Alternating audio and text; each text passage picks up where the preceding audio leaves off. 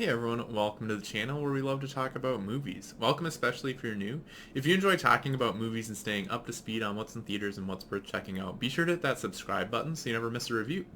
Alright, with that we're going to get into today's review, which is for Pearl. I just got back from seeing it in the theater, so we're going to dive on in. So in this movie, this is the story of how Pearl became the vicious killer seen in X. And so we're just going to talk to a few points on the movie, kind of the 5 things that stood out to me, and then I'll kind of summarize my overall thoughts and give letter grade at the end. So first up, I thought it did a really good job of being a prequel. So this is a character that we've seen in X, and the film takes place in the same location. It's on the farm from X. And so there's a lot of calls to the previous movie, which I've only seen once, so it wasn't super fresh in my mind, so I'm sure there's several things that I missed. But I thought it did a really good job of being a prequel in that way, where it feels familiar, but it's also its own. So I think if you haven't seen X, you're not necessarily going to miss out on anything. Like, it wouldn't be a bad movie experience, but it's enhanced by kind of references that you get to the original. The next up, I thought, was kind of a perk of the film was the oldie feel that it has. So this is a prequel set many years before X, and it's filmed and made to feel like kind of an old movie. And while those aren't necessarily my favorite, I still appreciate them, and I appreciated seeing that in this movie. And then next up, what really stood out was, I mean, it's kind of there in the title by calling it Pearl. It's very much a character study, which I thought was pretty interesting. And it's stuff like that gets me to like horror. Like, for me to enjoy a horror film, which, the more I see, the more it's being, or the less I dislike the genre. And I think I'm coming close to starting to say I would enjoy it as a genre.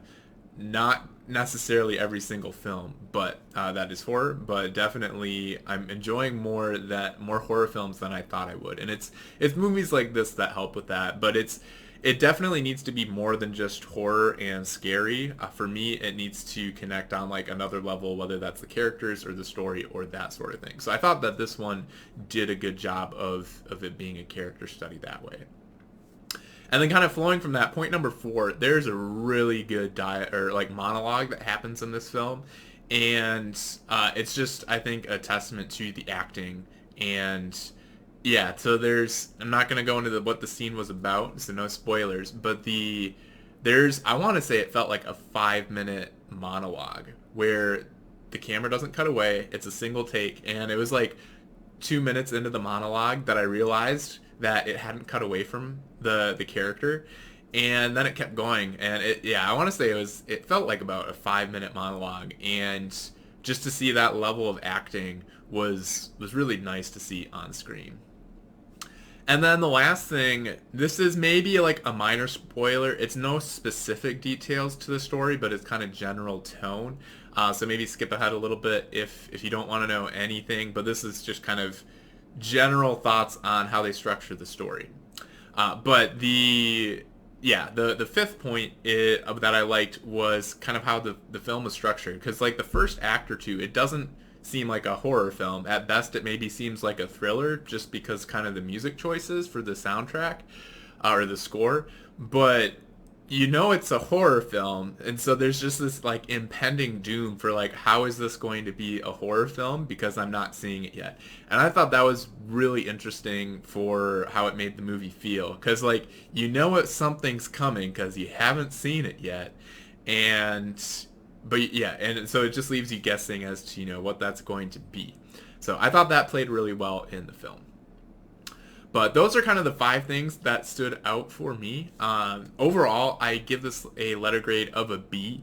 It definitely wasn't quite on the level of X for me, but I was glad that it was different. And it's not necessarily better or worse. I think X was just the more enjoyable film.